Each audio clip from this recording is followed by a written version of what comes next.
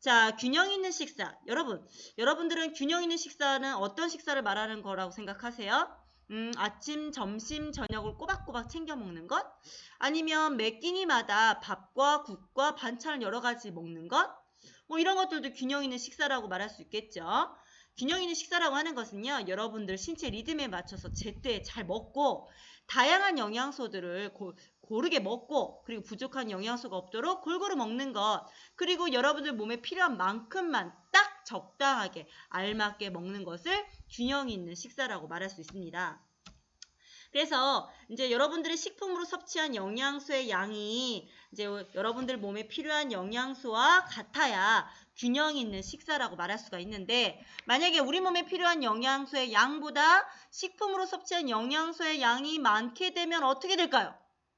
살쪄. 띠룩띠룩 살찐다고. 근데 여러분들 몸에 필요한 영양소의 양보다 식품으로 섭취한 영양소의 양이 많아지는데 상대적 운동을 많이 해. 그럼 괜찮아. 그런데 운동도 안 하고 많이 먹어. 그러면 살쪄. 살찌는 게 나쁜 건 아니지만 계속 살이 찌다 보면 분명히 여러분들 몸에서 나쁜 신호를 삐리빅 보내기 시작할 거란 말이에요. 자, 그러면 우리는 왜 청소년기부터 균형 있는 식사를 해야 될까? 당연히 여러분들 몸에서 꼭꼭 필요한 영양소들을 골고루 섭취하면 당연히 고른 영양 섭취를 하겠죠? 영양 섭취를 하게 되면 당연히 여러분들 잘 크고 잘 발달하겠죠? 그렇게 되면 여러분들은 건강한 삶을 유지할 수 있을 것이고, 그렇게 되면 바람직한 식습관을 형성해서 지속적으로 여러분들은 정말 건강하게 잘 클 수 있을 거란 말이에요. 자, 그래서 균형 있는 식사를 해야 되는데, 자, 그러면 지난 시간에 우리가 한국인의 영양 섭취 기준에 대해서 배웠단 말이에요. 그러면 여러분들이 이제 청소년 일일 권장 섭취량이 나이에 따라서 성별에 따라서 다 다르다고 했는데, 그럼 나이에 따라서 성별에 따라서 청소년 일일 권장 섭취량에 맞게 우리가 영양소를 섭취하려면 우리는 어떻게 되냐라는 거야. 어떻게 해야지 우리가 먹을 수 있냐라는 거죠. 자, 여기 식단 보이시죠? 이게 뭐게요? 어디서 많이 봤죠? 아, 우리가 매일 점심때마다 야, 오늘 점심 뭐 나오냐? 그 하는 급식 식단이에요. 자, 매일 점심마다 우리가 뭐가 나오는지 그 음식의 종류가 적혀져 있고, 여러분 여기 확인해 봤어요? 이게 뭔지 아세요? 이게 바로 여러분들이 한 끼 식사를 섭취할 때 섭취하는 에너지, 그리고 여러분들 성장에 꼭 필요한 대표 영양소들이 얼마만큼 들어있는지 그 양을 적어 놓은 거예요. 센스 있는 친구들이었다면 요걸 확인했을 거예요. 그래서 우리가 한 끼 섭취할 때 우리에게 필요한 영양소도 이만큼 섭취할 수 있겠구나 라고 센스 있게 생각했을 거야. 그치? 그럴 거란 말이에요. 자, 여러분들, 그런데 학교에서는 이렇게 점심 한 끼만 제공하기 때문에 이제 그에 해당하는 식단만 제공하지만, 솔직히 여러분 한 끼만 먹고 사는 건 아니잖아요. 여러분들은 하루에 식사를 균형 있게 하려면 식사 구성안이라는 거를 이제 알면 굉장히 훨씬 더 균형 잡힌 식생활을 할 수 있거든요. 그럼 식사 구성원이 무엇인지 선생님이 자세하게 설명을 해보도록 하겠습니다. 자, 식사 구성원이라고 하는 거는 어쨌든 나이에 따라 다를 테고 성별에 따라 다를 텐데, 나이와 성별에 따라서 이렇게 필요한 영양소 섭취 기준을 충족할 수 있도록 식품군마다 대표 식품들이 있는데, 이 식품과 섭취 횟수를 이용해서 하루 식사의 기본 구성 개념을 설명한 게 바로 식사 구성원이라는 거예요. 자, 그럼 식사 구성원을 알기 위해서는 뭐가 필요하냐? 제일 먼저 식품군을 알아야 돼. 도대체 식품군이 뭐요? 이건 좀 이따 선생님이 설명할게요. 식품군을 알고, 그러면 그 식품군마다 한 번 먹을 때마다 분량이 있대. 한 번 먹을 때마다 그 분량을 좀 알고, 그러면 이 한 번 먹을 때 분량을 하루에 도대체 몇 회를 섭취해야 되는지 알면 여러분들의 필요한 그런 영양 필요량에 맞는 식사를 정말 쉽게 계획할 수 있어요. 그럼 계획해서 이걸 실천하다 보면 여러분들은 균형 잡힌 식생활을 실천할 수 있겠죠? 그렇게 되면 매우 건강하고 아프지 않게 잘 행복하게 잘 살 수 있을 거란 말입니다. 자, 그러면 식품군이 뭐냐라는 거예요. 얘들아, 우린 식품을 먹죠? 식품을 왜 먹어? 당연히 식품 속에는 영양소를 섭취하려고 식품을 먹는 거예요. 왜냐하면 이 영양소들이 우리 몸에서 아주 중요한 역할을 하기 때문이야. 자, 여러분들 중학교 1학년 때 배웠어요. 자, 우리 몸에 꼭 필요한 영양소 다 5대 영양소가 있는데 기억하나요? 자, 대답해 보세요. 그렇지. 탄단지, 단무, 비물 이렇게 외우면 돼. 탄단지, 탄수화물, 단백질, 지방. 이제 기억나죠? 과학 시간에 배웠을 거야. 그 다음에 탄단지, 그 다음에 무기질, 비타민, 그 다음에 이제 물. 뭐 물은 뭐 특별한 영양소들이 있는 건 아니지만 우리 체내에서 굉장히 중요한 역할을 하죠. 그래서 이렇게 영양소 함량에 따라서 비슷한 식품들을 묶어서 6가지로 분류한 것을 바로 6가지 식품군이라고 불러요. 자, 그럼 6가지 식품군이 뭐가 있냐? 이거 여러분도 꼭 외워야 돼요. 곡류군, 고기, 생선, 달걀, 콩류군, 채소류군, 과일류군, 우유 및 유제품군, 유지, 당류군 이렇게 6가지 식품으로 나눠져 있습니다. 그래서 이 6가지 식품군을 식품 구성 자전거에 표시를 했는데 이 식품 구성 자전거는 이런 영양 섭취 횟수가 있어요. 이제 식품군마다 섭취 횟수, 이런 섭취 횟수를 이렇게 섭취 횟수에 따라서 이렇게 구분을 했는데 이제 자전거 뒷바퀴에는 이렇게 다양한 식품 섭취를 통해서 균형 잡힌 식사를 하기 위해서 이렇게 자전거 뒷바퀴에 표시를 했고요. 이제 자전거 앞에는 이제 물을 표시했는데, 자, 물이라고 하는 거는 특별한 영양소가 많이 함유된 건 아니지만 여러분들 체내에서 이렇게 노폐물을 오줌똥 싸죠? 여러분들 오줌똥 싸고 땀 흘리면서 노폐물 제거하잖아. 그걸 물을 통해서 제거하고 여러분들 몸에서 일어나는 모든 대사를 돕는 역할을 해요. 그래서 굉장히 물이 중요하기 때문에 앞바퀴에 표시를 했어요. 그럼 이런 식품군을 왜 자전거에 표시했냐는 거지. 그 이유는 바로 운동이 중요하기 때문이에요. 적절한 운동을 통해서 비만 예방을 하기 위한 상징적 의미로서 이렇게 자전거를 표시를 한 겁니다. 그리고 자전거 뒷바퀴에 이제 보면 식품군마다 면적이 다 다르죠. 이거는 권장 14 패턴의 섭취 횟수와 분량의 비례를 해서 식품군의 면적을 배분해서 이렇게 표시를 한 거라고 합니다. 자, 그러면 자전거 뒷바퀴에 있는 식품군에 대해 선생님이 설명을 하도록 할게요. 자, 이제 가장 넓은 면적을 차지하고 있는 이 곡류군의 대표 식품들 한번 보세요. 밥, 떡, 국수, 감자, 고구마, 빵, 시리얼, 옥수수, 여기 이제 표시되어 있지 않은 밤도 있어요. 이런 것들이 있는데 이런 식품들, 대표 식품들에게 가장 많이 들어있는 영양소가 바로 탄수화물이에요. 그랬더니 애들이 오해를 해. 이 곡류군에 있는 영양소는 탄수화물만 있구나 라고 오해를 해. 그게 아니야. 얘들아, 쌀에는요 탄수화물도 많고 지방도 어느 정도 있고 비타민도 있고 조금씩 다 영양소들이 있어요. 그런데 대체적으로 탄수화물이라는 영양소가 많이 들어있는 식품들이 묶인 거를 곡류군이라고 불러요. 자, 대부분 이 곡류군은 우리가 주식으로 많이 섭취하죠. 주식으로 많이 섭취하고 우리 몸에 가장 필요한 에너지 공급을 위한 식품군을 나타냅니다. 자, 다음으로는 이제 고기, 생선, 달걀, 콩류군이에요. 자, 고기, 생선, 달걀, 콩류에서 가장 많이 섭취할 수 있는 영양소가 뭘 것 같아? 그렇지, 단백질이야. 그것도 질 좋은 단백질. 정말 여러분들의 성장과 발달에 정말 필요한 단백질. 여러분들의 몸을 구성하는 데 정말 중요한 단백질. 여러분들 몸에 필요한 효소, 정말 호르몬 이런 것들은 모두 다 단백질로 만들어져 있단 말이에요. 그래서 단백질이 우리 몸에 굉장히 중요한데 이 단백질을 주로 섭취할 수 있는 식품군. 그러니까 우리가 이 섭취가 매우 중요하겠죠. 특히 여러분은 성장기잖아요. 성장기. 무럭무럭 크고 있는 성장기이기 때문에 이 식품군의 섭취가 매우 중요해요. 그래서 대부분 우리는 이걸 반찬으로 가장 많이 섭취하죠. 우리나라는 서양하고 다르게 우리나라는 이걸 반찬으로 많이 섭취를 하고 있어요. 그래서 동물성 식품에서 콩류식품에서 주로 섭취할 수 있는 식품군입니다. 자, 다음은 이제 채소류가 있는데 채소류의 대표 식품들은 콩나물, 시금치, 마늘, 배추김치, 버섯 여기 나와 있지 않지만 토마토, 미역 등등등등들이 많아요. 자, 이 식품군에서 섭취할 수 있는 주요 영양소들 비타민, 무기질, 식이섬유들 굉장히 중요하죠. 채소를 많이 먹어야 돼요. 특히 남학생들 물론 여학생들도 많이 섭취를 해야 되지만 청소년기는 특히 채소를 많이 섭취를 해야 돼요. 자, 대부분 이제 우리나라는 이제 반찬류로 많이 섭취를 하고요. 비타민C가 굉장히 풍부한 게 특징입니다. 자, 다음은 이제 과일류가 나와요. 자, 과일류 같은 경우에는 과일류에서 섭취할 수 있는 주요 영양소들이 이제 비타민, 무기질, 식이섬유인데 이제 채소류와 다르게 이제 당분이 이제 많이 있지요. 당분 섭취를 할 수 있는 이제 식품군이고요. 우리가 주로 주식보다는 이제 후식이나 간식을 통해서 이제 섭취할 수 있는 식품군입니다.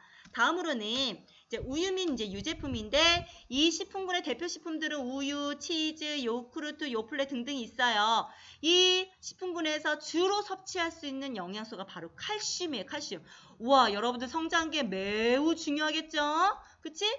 자, 그런데 우리나라 사람들은 이렇게 칼슘 섭취가 좀 많이 부족한 편이래요. 그래서 우리나라 사람들은 특히 이 식품군의 섭취가 매우 중요하다고 합니다.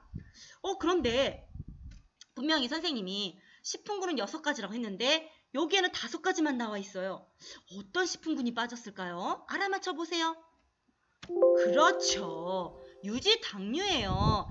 예전에 얘들아 영양식품 섭취 기준이라는 게 2005년에 제정이 됐어요. 그때 당시 식품 구성 자전거에는 유지당류가 자전거 뒷바퀴에 포함이 돼 있었다. 그런데 이게 개정이 됐어요. 왜냐하면 유지당류에 주로 섭취할 수 있는 영양소가 지방 당분인데 이건 조리 과정 중에 필요한 것을 제외하고는 오히려 좀 적게 섭취하는 게 좋기 때문에 식품 구성 자전거에 포함되지 않는 것으로 개정이 됐으니까 잘 기억했으면 좋겠어요.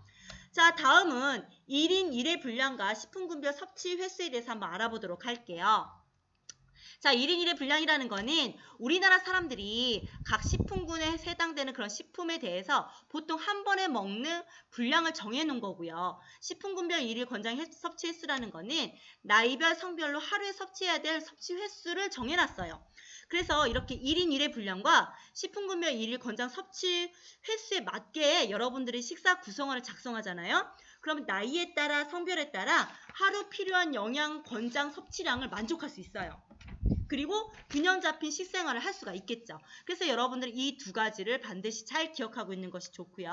이것에 따라서 식사 구성안 작성하는 건요. 선생님이 다음 시간에 더 자세하게 배울 거고 이 식사 구성안 작성하는 거는 수행평가에 반영하도록 할 거니까 잘 배워야 돼요.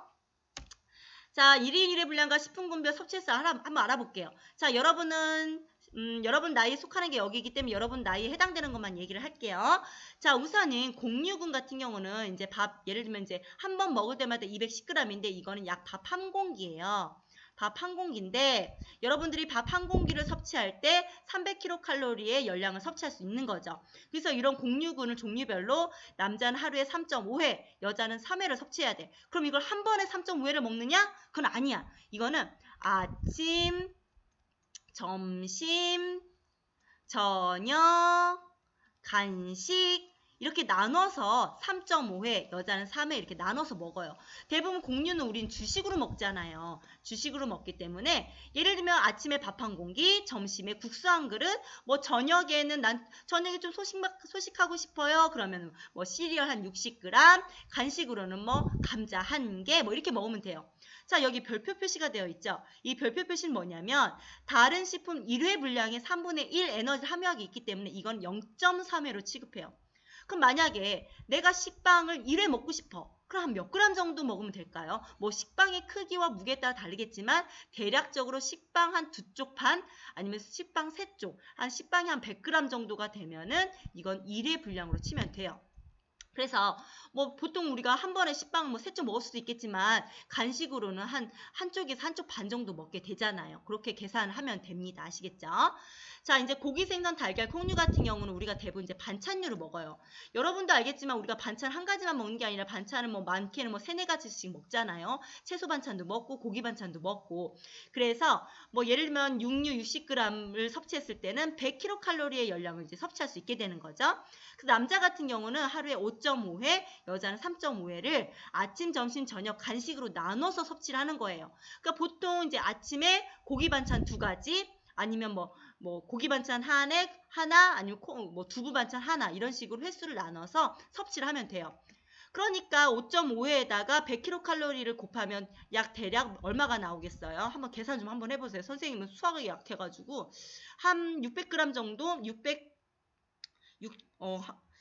5 곱하면 5를 곱하면 500kcal 섭취할 수 있겠죠. 550kcal를 이런 식으로 계산을 하면 됩니다. 이건 약 100kcal이에요. 자, 이제 땅콩 같은 경우도 이건 10g이 이제 0.3회로 계산을 하면 됩니다. 자, 요 식단에 맞게 이런 일의 분량을 나누는 거는 식단 작성하는 선생님이 다음 시간에 더 자세하게 설명을 하도록 할게요. 자, 이제 여기 보시면 채소류 같은 경우도 이제 뭐 한 번 먹을 때마다 70g이라고 하는데 이거는 물에 삶기 전이 콩나물 재료 상태를 말해요. 그래서 70g 한 번 먹을 땐 15kcal의 열량을 섭취할 수 있고 마늘 10g, 종류마다 다 다르죠. 그래서 남자 같은 경우 하루에 아침, 점심, 저녁 간식으로 8회 나눠서 여자 같은 경우도 7회 이렇게 섭취를 하면 됩니다. 그래서 이렇게 나눠서 횟수를 정하면 돼요. 자, 과일류 같은 경우도 뭐 사과 100g당 50kcal 섭취를 하는데 보통 이제 사과나 귤, 포도, 참외, 바나나 얘 같은 경우는 이제 크기에 따라서 무게가 다 다르잖아요. 그래서 사과 100g이 사과 4분의 1쪽일 수도 있고요. 사과 반쪽일 수도 있게 되거든요. 그래서 남자가 뭐 예를 들면 하루에 4회를 먹고 여자는 2회를 먹어. 대부분 과일은 반찬류로 먹는 게 아니라 보통 후식으로 많이 먹잖아요. 후식이나 이제 간식으로 많이 먹게 되는데 예를 들면 내가 아침에 밥을 먹고 이제 사과를 예를 들면 난 사과 1개를 먹을 거야. 근데 사과 1개가 200g이 돼. 그러면 총 몇 회를 섭취하는 걸까? 그렇지, 2회를 섭취하는 거예요. 자, 참외 같은 경우도 참외 1개를 먹게 되면 참외 1개가 보통 뭐 예를 들면 300g이 돼. 그러면 참외 1개를 먹으면 보통 2회를 섭취하는 거예요. 그럼 남자 같은 경우는 아침에 밥을 먹고 내가 후식으로 사과 1개를 먹을 거야. 그리고 내가 점심에 밥을 먹고 참외 하나를 먹을 거야. 그럼 총 4회를 만족하게 되는 거죠. 이해하셨나요? 여자 같은 경우도 그런 식으로 나눠서 섭취를 하면 됩니다. 자, 이제 다음 같은 경우는 이제 우유 및 유제품 같은 경우는 이제 칼슘인데, 자, 칼슘 섭취는 청소년기에게 매우 중요하다고 했습니다. 그래서 우유 200ml 섭취하게 되면 약 125kcal 열량을 섭취하게 되는데, 남학생들 같은 경우 하루에 2번, 여자 같은 경우 2번 나눠서 섭취를 하면 돼요. 그래서 나는 점심을 먹고 간식으로 예를 들면 내가 점심 먹은 후에 이제 점심과 저녁 사이에 내가 간식으로 우유 1개와 뭐 빵 1쪽을 먹을 거야. 이런 식으로 나눠도 되고요. 아니면 뭐 아이스크림 하나를 먹을 거야. 100g 정도 먹을 거야. 따지면 돼요. 그래서 아이스크림을 1개에 여러분들이 먹는 콘 아이스크림이 만약 200g이라고 쳤을 때 200g 하나 먹게 되면 하루 1개 먹는 것을 다 만족하게 되는 거죠. 자, 이제 유지와 당류 같은 경우는 이걸 따로 섭취하는 것이 아니라 조리 과정 중에 이제 양념으로 다 넣는다고 했죠. 그래서 남자 같은 경우 하루에 8회, 여자 같은 경우 6회. 이 정도로 나누죠. 그래서 이게 나이에 따라서 횟수도 다르고 성별에 따라서 횟수가 달라요. 그래서 이렇게 1인 1회 분량과 섭취 횟수에 맞게 하루를 이렇게 섭취를 하게 되면 우리 지난번에 알려줬던 여러분들 나이에 필요한 그런 하루 필요 에너지량 있잖아요. 그 에너지량을 어느 정도 좀 충족하게 되게 됩니다. 그래서 여기에 맞게 이제 식단을 작성하면 돼요. 그래서 식단 작성하는 건 다음 시간에 선생님이 아주 자세하게 설명을 하도록 하겠습니다. 자, 그러면 여러분들 오늘 얼마만큼 잘 배웠는지 선생님이 한번 문제를 내면서 정리를 한번 해볼게요. 자, 식품구성 자전거 바퀴에서 빠진 식품군이 있다고 했어요. 영양 섭취 기준이 개정이 되면서 바뀌었다고 했죠. 뭐가 빠졌다고 했죠? 그쵸. 유지, 당류가 빠졌다고 했어요. 잘 기억하고 있네요. 자, 식품구성 자전거 앞바퀴에 표시한 것으로 특별한 영양소가 많이 함유된 건 아닌데 체내의 노폐물을 제거하고 대사를 돕는 게 있다고 했어요. 이게 뭐라고 했죠? 그렇죠. 물이에요. 물은 가급적 하루에 2리터 이상 섭취하는 게 좋다고 해요. 근데 솔직히 선생님 2리터 이상 먹지는 못해요. 물은 많이 먹을수록 좋다고 합니다. 자, 밤은 어떤 식품군에 속할까요? 자, 알아맞혀 보세요. 자, 밤하면 대부분 애들이 콩류 쪽으로 생각을 많이 해요. 그런데 밤에는 탄수화물이 많이 들어있어요. 탄수화물이 많이 들어있으니까 어느 식품군에 속할까요? 그렇지. 공유군에 속합니다. 잘 기억하고 계세요. 자, 토마토는 어떤 식품군에 속할까요? 선생님은 솔직히 시장에 가서 토마토를 사려면 우리 집 과일 가게를 가야 돼요. 그럼 과일일까요? 아니에요. 토마토는 채소에 속합니다. 그런데 얘들아, 토마토는요 정말 항암 효과가 뛰어나대요. 항암 효과에도 정말 뛰어나고요. 진짜 여러분들 면역력을 키우는데 완전 짱이라고 합니다. 그러니 토마토를 많이 섭취를 할 수 있었으면 좋겠어요. 아시겠죠? 자, 오늘은 선생님이 식사 구성원에 대해서 이제 배웠죠. 식사 구성원을 알려면 아까도 얘기했지만 식품군을 잘 알아야 된다고 했어요.